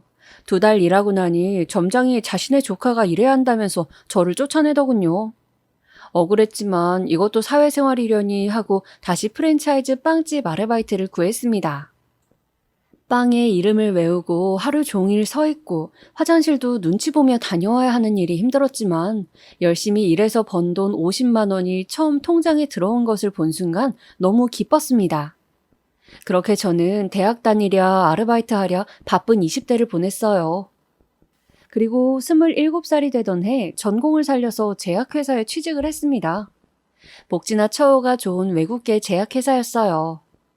유명한 약이 많았기 때문에 한국 제약회사처럼 접대를 하거나 할 필요도 없었고 그저 병원을 한 번씩 방문해서 의사 선생님들께 약을 드리고 또 바뀐 사항들을 전달하면 되는 일이었습니다. 그 외에 다른 마케팅 역시 제 적성에 맞아서 저는 아주 바쁜 20대 후반에서 30대를 맞이하고 있었습니다. 요즘 제 나이대 사람들 중에 결혼을 안 하는 사람들이 아주 많은 거 아시나요? 저는 제 친구들 중에 아직 결혼을 하지 않은 친구가 10명도 더 되는데 집값도 높고 살기가 워낙 팍팍하다 보니 그냥 내가 벌 수 있는 한정된 돈을 나 자신에게만 쓰고 편하게 살겠다는 입장이 이해가 되기도 하더라고요. 물론 저는 꼭 나이가 너무 많아지기 전에 결혼을 하겠다는 입장이었지만요. 대학 다닐 때 남자친구를 한두 번 사귀기도 했고 소개팅도 했었는데 결혼할 사람을 찾다 보니 경제력이며 뭐며 여러 가지를 고려해야 하더군요. 사람이 착해도 능력이 너무 없으니 연애를 해도 힘들고 또 너무 잘난 남자도 부담스럽고요. 그렇게 저는 결혼 자금이 없다고 5년 후에 결혼하자던 대학생 때 만난 남친을 그만 차버리고 저와 비슷하거나 조금 나은 형편의 남자를 찾아 소개팅을 하고 있었어요. 그리고 그러던 와중에 마음에 쏙 드는 남자를 만날 수 있었습니다. 저는 친구들과 단체 소개팅을 하게 되었어요. 말이 소개팅이지 여행 같은 형식으로 여러 명이 1박 2일 펜션에 모여 지내면서 함께 고기를 구워 먹고 수영도 하고 즐겁게 이야기를 나누며 나에게 맞는 사람을 찾아도 되고 그냥 놀아도 되는 자리였어요. 그동안은 소개팅이다 하면 나가서 파스타나 피자를 먹으며 잘 차려입고 상대방을 만나는 그런 만남들을 주로 가져왔었기 때문에 저는 그런 자리가 굉장히 신선하고 재미있게 다가왔습니다. 그런데 펜션에 온 남자들 중에 처음부터 유독 제 눈에 들어온 사람이 있었어요. 그 사람은 평균 정도 키에 깔끔한 카키색 니트에 베이지색 면바지를 입고 하얀 운동화를 신고 있었는데 옷차림이 단정하고 점잖아 보여 저는 그에게 말을 걸어보고 싶었습니다. 그러나 워낙 내성적이고 숫기 없는 성격인지라 어떻게 말을 걸어야 할지 고민이 되더군요. 그러다가 저녁 바비큐 시간이 되었을 때 자연스럽게 타이밍을 잡았어요. 그 남자는 땀을 뻘뻘 흘리면서 고기를 굽고 있었어요. 저는 다른 친구 한 명과 함께 그 근처에 있으면서 이야기를 하기도 하고 고기를 주워 먹기도 하고 그에게 그릇에 먹을 것을 덜어주기도 하면서 대화를 시도해 보았습니다. 마침 그 남자의 친한 친구인 야구 모자를 쓴 분을 제 친구도 마음에 들어 했기에 서로 한 명씩 공략을 하며 그렇게 저녁 시간을 보냈습니다. 그들도 우리의 그런 관심이 싫지는 않은지 이야기를 잘 받아주고 또 저녁 먹고 넷이서 산책을 가보자는 이야기도 하더군요. 저는 그렇게 그 댄디남과 산책을 하며 처음 이야기를 제대로 나눠볼 수 있었어요. 설레는 마음으로 가디건을 걸쳐 입고 나선 산책길. 길은 어두웠지만 간간히 가로등이 있고 나무들과 펜션의 풍경이 아름다웠습니다. 좀 쌀쌀하긴 하지만 경치가 정말 아름답네요. 산 좋아하세요? 저는 용기를 내어 물었어요. 네, 저는 어릴 때부터 아버지를 따라 등산을 많이 해서 산을 좋아합니다. 재작년부터 2년 정도 등산 동호회 활동도 했어요. 아, 진짜요? 저는 동네 뒷산 한 번씩 올라가는 게 전부인데. 근데 농촌에서 자라서 산을 어릴 때부터 막 뛰어다니곤 했어요.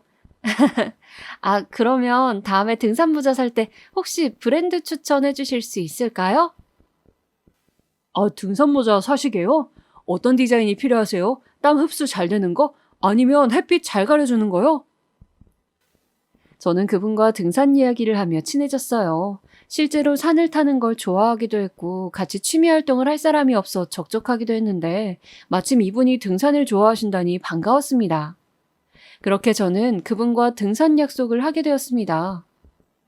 나지막한 산부터 시작해서 주말마다 등산 데이트를 다니고 함께 등산용품 전문점을 다니면서 물품들을 샀죠. 제가 모르는 용품에 대해서도 그는 박식했고 저보다 동호회 경험이 많아 아는 것도 많아서 더 즐거웠습니다. 사실 저희 결혼관에 있어서 가장 중요한 것은 바로 같은 것을 좋아해서 함께 할 수 있는 그런 코드가 맞는 사람이었거든요. 그리고 우리는 그렇게 소위 말하는 썸을 타다가 그분의 고백으로 사귀게 되었습니다. 그렇게 시작한 연애는 순조로웠습니다. 남친과 저의 사이는 좋았습니다. 각자 생활을 열심히 하다가 일주일에 한두 번 만나 맛있는 음식을 먹으며 한 주간의 일들을 이야기하기도 하고 몰아서 하루 종일 데이트를 하기도 했어요.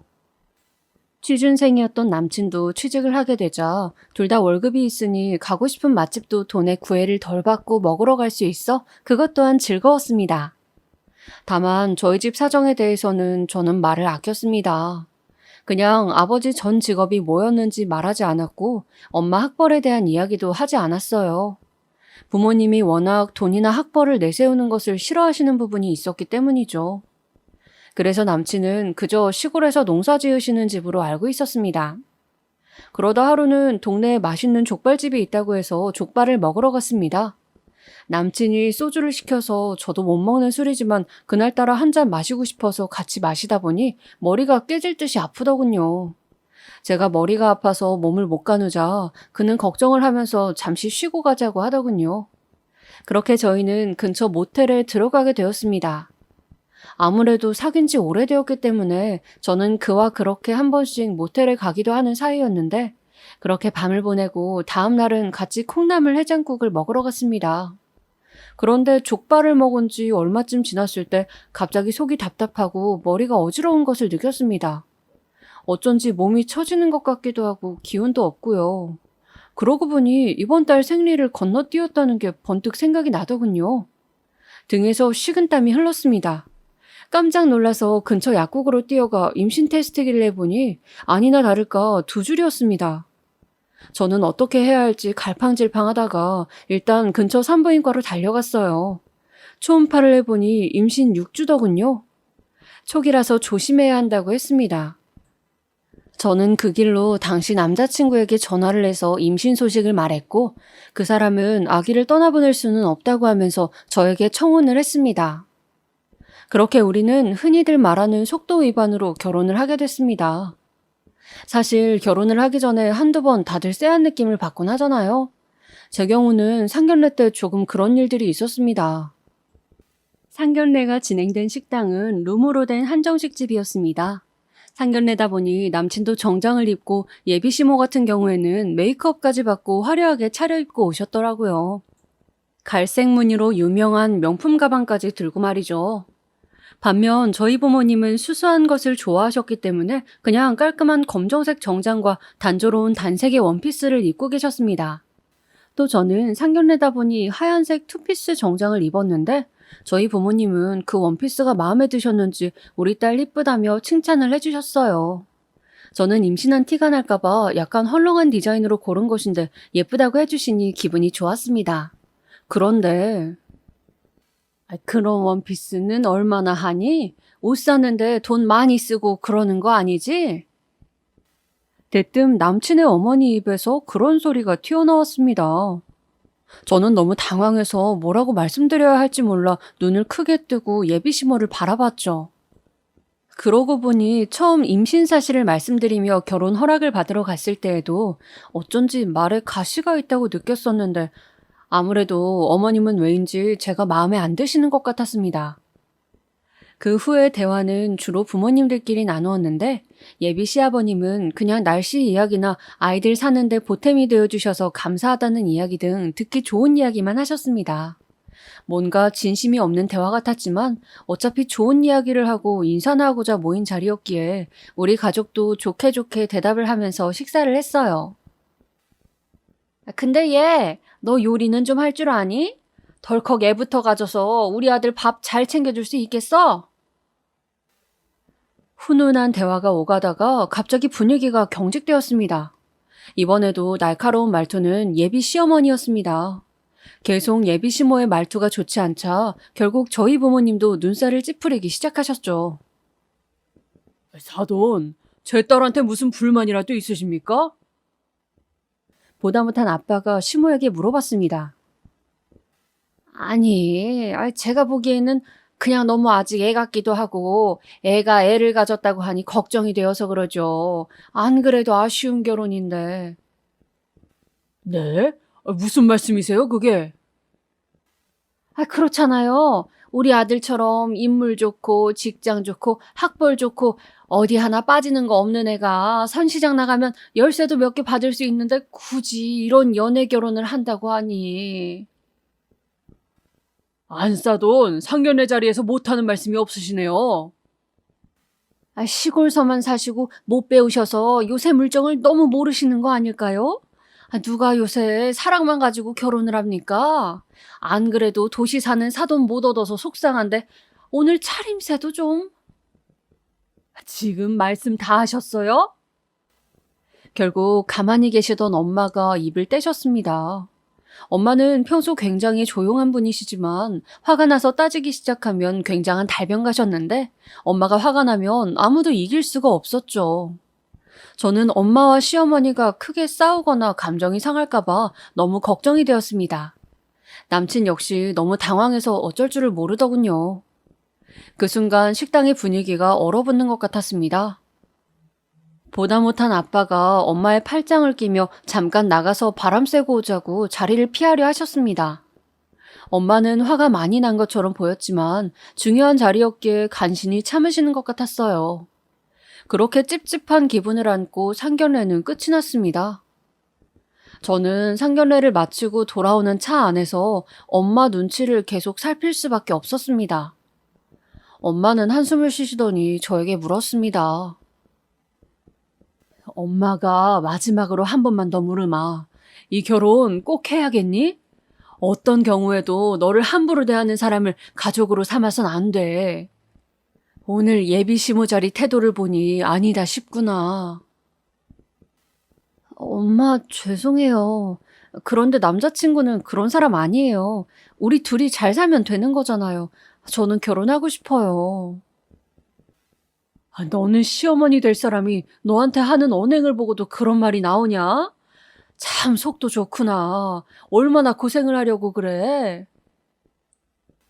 그래도 제가 시어머니하고 같이 사는 건 아니잖아요. 결국은 저와 남친이 함께 사는 건데, 그리고 뱃속의 아기를 이대로 포기할 수도 없고요. 저는 그렇게 눈물로 엄마를 설득했습니다. 엄마는 정말 기분이 나쁘지만 굳이 같이 속물처럼 대응하고 싶지 않다고 하시며 앞으로도 우리 집 형편이나 엄마의 학벌에 대한 이야기는 하지 말라고 당부를 하시는 것이었어요.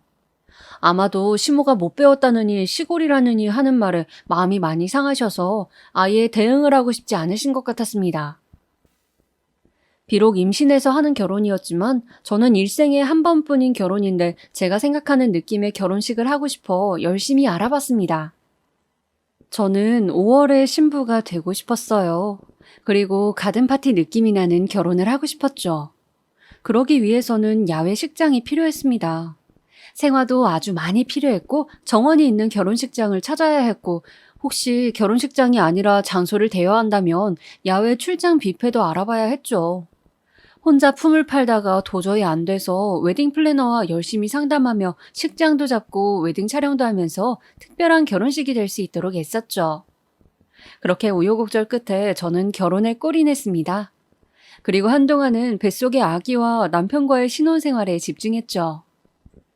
우리끼리만 있을 때는 아무런 힘든 일도 없고 좋았어요. 정말 행복했습니다. 남편과 저는 성향이나 등산이라는 취미, 그리고 책을 읽는 취미 같은 것이 많이 비슷했거든요. 비록 제가 임신 중이라 함께 등산을 가진 못했지만 산에 가는 대신 서점을 다니며 책을 함께 읽고 독서 모임도 함께 가지곤 했죠. 대학을 가지고 따지는 것은 아니지만 남편이 저보다는 조금 더 좋은 인서울대학 출신이어서 배울 점도 있었습니다. 남편은 저보다 훨씬 박학다식했어요. 저는 이과라 제 전공인 화학에 대해서만 잘 알았는데 남편은 문과 전공이라 그런지 저보다 훨씬 다양한 책들을 읽고 사회나 문화에 대한 관심도 상당히 많아서 저는 남편에게 그런 점을 배울 수 있어 좋았습니다. 그래서 시댁에 갔을 때 보니 시댁에도 제법 책들이 많이 있었어요. 특히 문학책이 많이 있었죠. 물론 국문과 전공이신 엄마의 서재에 비할 바는 아니었지만요. 저는 곧 태어날 아기를 위해서 어떻게 태교를 하면 좋을까 고민을 하고 있었기에 어머님께 여쭤봤죠. 어머님, 신랑 어릴 적에 어떤 책들 읽히셨어요? 신랑이 저보다 대학도 좋은 곳 나오고 많이 박학다식해서요. 다 어머님 교육 덕분인 것 같더라고요. 어머님도 평소에 책을 많이 읽으세요? 제가 그렇게 칭찬을 하자 어머님은 기분이 좋으셨는지 얼굴에 홍조를 가득 띄우시면서 책 예찬론을 펼치셨습니다. 그럼 내가 고등학교까지 나와서 내 또래 중에서는 가방끈이 긴 편이거든. 근데 어릴 적부터 문학소녀여서 책을 진짜 많이 읽었지. 분야도 다양하게 말이야. 그래서 책을 워낙 많이 읽다 보니까 우리 아들도 자연스럽게 어릴 때부터 책을 많이 읽어서 좋은 대학을 간 거지. 자라는 환경에서 그런 문화 교육 같은 것이 진짜 중요하거든. 크면서 말이야. 네, 그렇군요. 참고할게요, 어머님. 그래. 뭐 현대문학 같은 거 잘 모르겠지만은 읽다 보면 그게 어려운 것 같아도 다 사람 사는 이야기이고 드라마보다 더 재미있는 내용이 많단다. 네, 어머님 명심할게요. 어머님은 거기서 그치지 않고 신이 나셨는지 저를 데리고 서점에도 가셨습니다. 그리고 서점에 있는 베스트셀러 현대 문학들을 권하셨어요. 그러면서 고전이라고 유명한 현대 소설가들 책을 소개하셨는데 제 입장에서는 사실 좀 웃긴 부분이 있었습니다. 왜냐하면 어머님이 알고 계신 내용 중에서 틀린 내용이 너무 많았고 저는 친정 어머니 전공이 국문과이다 보니 어릴 적부터 정말 유명한 한국 문학가들이며 외국 문학가들의 작품을 본의 아니게 다 읽어 자세히 알고 있었거든요. 어머니 친구분들 중에서는 국문과 교수님으로 계시는 분도 계시고 유명한 언론에 기자로 계신 분들도 계셨기 때문에 워낙 책 선물도 많이 받았고요. 그래서 사회계열 책들은 잘 몰라도 한국 현대문학에 대해서는 정말 자세히 알고 있었습니다. 그래서 이과임에도 항상 국어 공부를 안 해도 수능도 언어 영역은 1등급이 나오곤 했었죠. 뭐 어쨌든 저도 그런 이야기를 굳이 어머님께 할 이유도 없거니와 엄마도 원하지 않았기 때문에 어머님이 현대 소설가들에 대해서 아는 척 하시는 것을 얌전히 듣고 있었습니다. 뭐 그런 이야기를 하시면서 즐거우시다면 저도 나쁠 게 없었으니까요. 어머님은 신이 나셔서 저만 보면 한국 문학가들 이야기를 하셨어요. 자신이 이런 교양과 지식을 쌓는 것을 사람들이 너무 어려워서 알아듣지도 못하고 아쉬웠는데 며느리라도 이런 면을 알아주니 좋다고 하시면서요. 한 달에 한 번 정도는 시댁에 식사를 하러 갔는데 이를테면 이런 식이었어요. 넌 김소월이 지은 시 중에 가장 유명한 시가 뭐라고 생각하니? 예? 진달래꽃 아닌가요? 그런 줄 알고 있지? 그런데 사실 말이야, 김소월 씨의 엑기스는 가는 길이라는 시거든. 왜냐하면 김소월은 그림을 좋아해서 여백을 중시했는데 그런 여백의 미가 그 시에는 있단 말이야. 그리고 김소월이 그렇게 인기가 있는 이유는 말이지, 워낙에 감수성이 풍부하고 예술가적인 면모가 뛰어난 사람이어서 그래. 마치 유럽의 고흐처럼 말이야. 그러나 저는 알고 있었어요. 김소월이라는 시인에게 가장 중요한 것은 바로 동양적인 색깔, 그리고 우리나라 고유의 민요나 전래동화를 시에 담은 정신이라는 것을요. 장애인인 아버지와 집안 살림을 이끌어야 했던 여장부 어머님 대신 문학소녀였던 고모가 그런 옛 이야기들을 어릴 때 많이 읽어주셔서 그렇다는 것을요. 그리고 김소월은 고흐 같은 그런 감성을 겉으로 드러내는 타입이 아니라 사실은 냉철한 사업가였는데 사업 실패로 인해 말수가 엄청나게 적고 굉장히 조용한 사람이었다는 것도요. 물론 모두 국문과 전공이신 엄마에게 들은 이야기들이었죠. 그러나 제가 시어머니의 아는 척에 굳이 태클을 걸 필요는 없었습니다. 제 목표는 그냥 시어머니와 적당히 잘 지내는 것이었으니까요.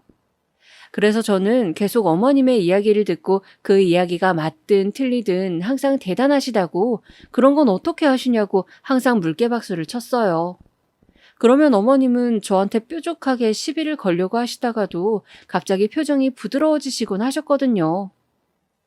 그렇게 어머님과 잘 지내기 위해 노력하면서 저는 결혼 생활이 1년쯤 지나자 이제 어머님의 비위를 완전히 잘 맞출 수 있게 되었어요. 그런데 그런 저도 도저히 견디기 힘든 순간들이 있었습니다. 바로 제 입장에서 인신공격이라고 할까? 저희 부모님에 대해서 안 좋게 이야기하는 말들을 하실 때였어요. 어머님은 제가 아기를 낳을 때 결국 길어진 진통을 못 견뎌 제왕절개 수술을 한 점을 굉장히 못마땅해 하셨어요. 수술을 하게 되면 자연분만과 달리 면역력이 떨어진다며 저에게 끝까지 참고 자연분만을 했어야 된다고 친정엄마한테 그런 교육 못 받았냐고 두고두고 타박을 하셨습니다. 그렇지만 아기가 3.8kg나 되었고 제가 근육이 많이 없어 힘을 주지 못했기 때문에 사실은 수술을 하지 않으면 안 될 정도로 위급한 상황이었는데 그런 부분을 말씀드려도 어머님은 막무가내로 그걸 제 탓이라는 식으로 말씀을 하시는 거였습니다. 그리고 또 어머님의 다른 불만은 제가 분유를 먹인다는 거였습니다. 모유를 먹여야 하고 젖이 잘 안 나온다면 어떻게 해서든지 나오도록 젖이 도는 약도 먹고 미역국도 많이 먹어야 하는데 제가 6개월 정도 간식처럼만 먹이다가 단유를 하겠다고 하자 굉장히 마음에 안 들어 하셨어요. 저는 저대로 유도가 한물이라서 아이가 젖을 물기 너무 힘들어하고 젖 자체도 소위 말하는 참젖이 아니고 물젖이라 별 영양분도 없는 것 같고 그랬거든요. 그리고 저도 다 회복되지 않은 몸으로 쉬지 못하고 젖을 먹이려고 앉아있거나 유축하는 것도 너무 힘들었고요. 그런 부분에서 저는 어머님 말씀을 한 귀로 듣고 한 귀로 흘렸습니다. 진심으로 이해를 부탁드린다고 말해도 계속 자기 주변에 배운 사람들은 이렇다 저렇다 하면서 계속 자기 주장만 하셨거든요. 그리고 그런 말의 끝에는 꼭 우리 부모님에 대한 안 좋은 말씀을 덧붙이시는 거였습니다. 친정엄마가 못 배워서 딸 교육을 제대로 안 시켜서 제가 제왕절개 수술을 하고 분유를 먹이는 것에 대해 미안함과 죄책감 같은 것이 전혀 없다는 것이었어요. 저로서는 황당할 따름이었습니다. 수술을 하고 분유를 먹이는 것과 도대체 학벌이 무슨 상관인지. 그냥 상황에 따른 개인의 선택 아닌가요? 그런 사람 아시나요? 다른 사람과 자신의 처지를 비교하면서 남을 깎아내려야지만 자기가 올라간다고 생각하는 사람이요. 무슨 이유에서인지 어머님은 우리 엄마가 중졸이라고 믿고 계시는 듯 했습니다. 주변에 시골 사는 사람 중에 고등학교나 제대로 나온 사람을 본 적이 없다면서요. 그래서 저한테 엄마 학교 어디까지 나오셨냐고 묻길래 제가 제대로 대답을 하지 않자 그냥 중졸이거나 그 이하라고 생각하시더라고요. 그 후로 틈만 나면 시어머니는 중졸하면서 우리 엄마를 한 번씩 까기 시작했어요. 예를 들면 남편의 집에 1년에 한 번 기제사를 지낼 때 제가 음식을 도우러 갔었는데 함께 음식을 하고 있을 때였습니다. 남편의 집에서 제사를 지낼 때 제가 특이했던 점은 이게 지역 차이인진 모르겠지만 남편의 식구들은 제사상을 차려놓고 아파트 현관문을 열어두시는 거였어요. 그리고 엘리베이터를 타고 1층까지 갔다 오는 거였습니다. 저는 다 같이 1층으로 내려간다고 하셔서 의아해서 일단은 따라했지만 왜 가는지 이해가 안 되어 슬쩍 시어머님께 제사를 철상하면서 여쭤봤어요. 어머님, 근데 아까 1층까지 다들 엘리베이터 타고 왜 나간 거예요? 그러자 어머님은 별 희한한 애를 다 본다는 듯 저를 위아래로 훑어보시는 것이었어요. 집에서 제사도 안 지내봤니? 원래 조상들 영혼이 왔다 가는 거니까 잘 가시라고 배웅하는 거잖아.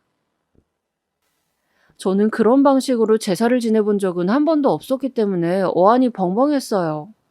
지역마다 조금 풍습이 다른 것인지 헷갈리더라고요. 그런데 그냥 집집마다 다르구나 하고 넘어가면 될 일에 어머님은 꼭 한마디를 덧붙이시는 것이었습니다. 하긴 워낙 시골서 자란 데다 부모님도 배움이 짧으실 테니 모를 수도 있겠다. 그런 소리를 제가 들으라는 듯이 혼잣말처럼 중얼중얼 하시는 것이었어요. 저는 그런 말을 들을 때마다 처음 한두 번은 못 들은 척하며 넘겼지만 나중에는 왜 내가 이런 소리까지 들으며 참아야 하나라는 생각에 괴로웠습니다. 뭐랄까 저하고만 이야기를 하시면 되는데 왜 말끝마다 부모님 타령을 하는지 이해가 안 되었어요. 남편과 그런 문제로 많이 다투기도 했죠. 남편은 뭐랄까 그 부분에 있어서는 완전히 어머님의 편이었어요. 그리고 남편 역시 세뇌가 된 것인지 저한테 그러더군요. 우리 엄마가 워낙 교양도 많고 똑똑해서 교육에 있어서 학벌이 중요하다는 생각이 강하시다고. 그래서 사돈의 학벌에 대한 아쉬움이 있으신 것 같다고 말이죠. 저는 혹시 엄마가 서울대 나온 거 아시면 기절하겠네 싶더라고요. 그리고 없는 사람들이 더하다고 학벌이 없는 고졸이시라 더 학벌에 대한 환상이 심하신 건 아닐까 그런 생각도 들었습니다. 어머님은 원래 보험 일을 하셨었다고 해요. 그냥 취미 삼아 하시는 일이라고 하는데 건강이 한동안 안 좋아서 안 하시다가 다시 본격적으로 보험 일을 하신다고 여기저기 한동안 바쁘게 다니셨습니다. 주변에 좋은 학벌의 사람들이 많아 주로 좋은 대학 출신 친구들과 함께 문화생활도 하고 보험 상담이 들어오면 상담도 해주신다고 그렇게 적극적으로 돈 벌려고 영업하는 것은 아니라고 하시더군요. 저는 나이가 있어도 일을 하는 것은 좋은 것이니 어머님이 일을 통해서 활력을 찾으시는 것 같아 보기 좋았습니다. 그런데 어느 날 시댁에 저녁을 먹으러 잠깐 들렀더니 어머님이 잔뜩 격앙된 목소리로 말씀을 하시더군요.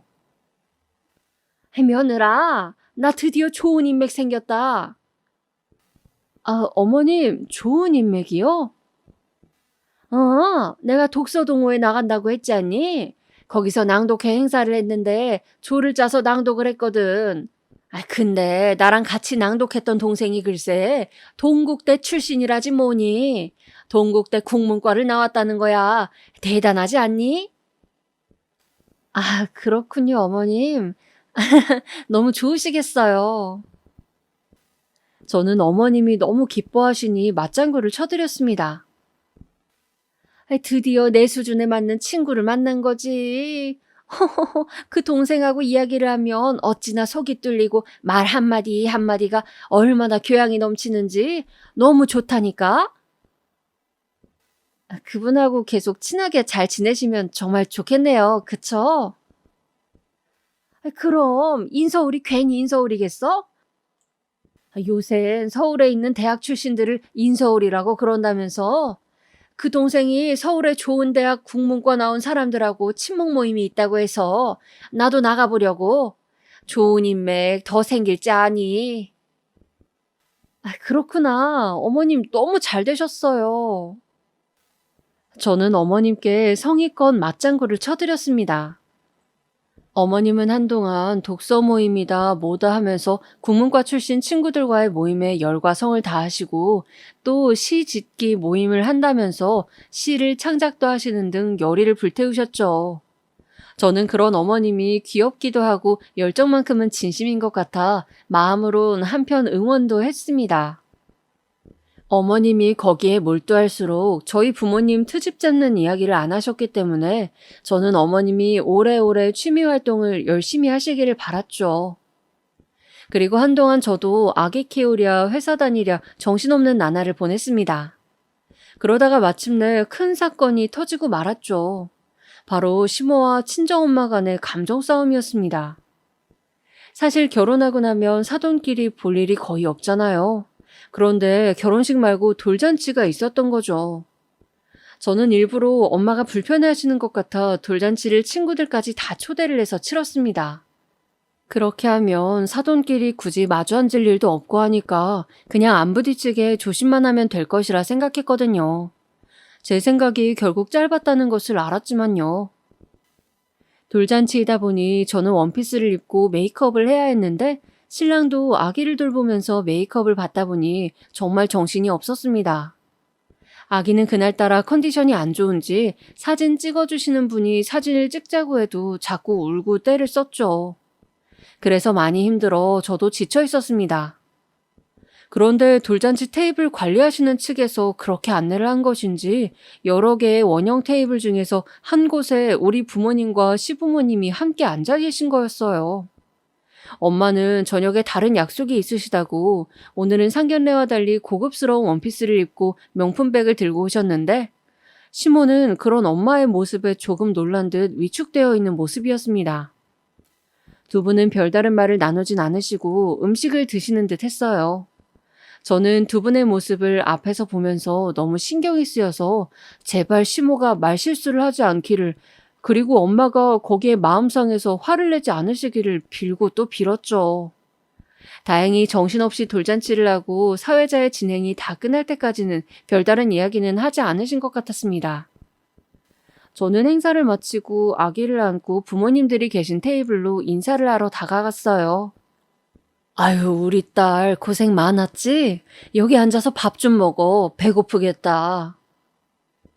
엄마가 웃으며 저를 맞아주셨습니다. 저는 배가 고파서 엄마 옆에 앉아서 음식을 허겁지겁 먹고 있었어요. 남편 역시 배가 고팠는지 밥을 먹고 있었죠. 얘 며느라가 너는 어떻게 애 엄마가 돼서 애기는 안 챙기고 너만 먹을 수가 있니?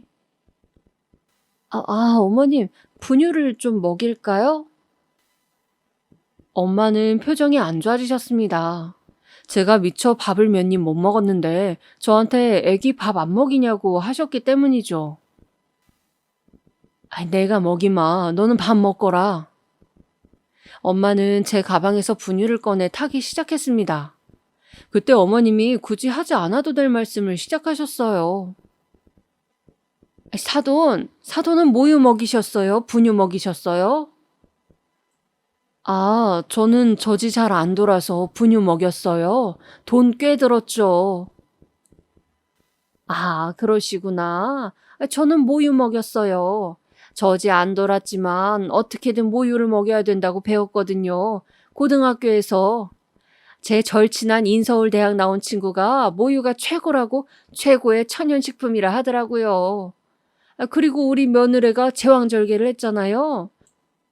그것도 처음부터 어떻게든 자연분만 해주는 병원을 갔어야 한다고 저는 생각해요. 자연분만이 얼마나 좋은지 배운 분들은 다 알 텐데. 그런 건 친정엄마가 딸 임신했을 때 알려줘야 하는 게 아닐지. 제 생각은 그렇거든요. 그 말을 듣는 엄마의 눈썹이 살짝 찌푸려지더군요. 엄마가 화가 날 때의 표정이었습니다. 그래요? 그분은 어느 대학을 나오셨길래? 그 순간 시어머니께서 결정적인 한마디를 던지셨습니다. 대학 이름 말하면 사돈이 아실까요? 동국대 국문학과인데 완전 똑똑한 친구죠. 그 순간 엄마의 손이 부들부들 떨리더군요. 엄마는 아기 분유통을 들고 있던 것을 탁 소리가 나게 테이블에 내려놓았습니다. 사돈, 사실 저도 서울에 있는 대학을 나왔거든요. 어머, 그래요? 그러셨구나. 혹시 그러면 어디신지? 근데 제 동국대 친구도 그렇고 친구들은 다 이름만 대면 아는 유명한 대학인지라. 서울에도 워낙 대학이 많잖아요. 저도 사실 시시한 대학은 안 가는 게 낫다고 생각해서 안 간 거라서. 어느 대학교이신지요? 엄마가 대학을 나왔다는 말에도 시어머니는 거짓말이라고 생각하신 건지 뭔지 계속 잘난 척을 하셨습니다. 엄마는 정말 기분이 나쁘셨는지 시어머니를 똑바로 바라보면서 말씀을 하셨어요. 진리는 나의 빛이라고 학교 로고에 써 있는 대학 나왔습니다. 네? 서울에 있는 대학 잘 아신다면서요? 모르세요?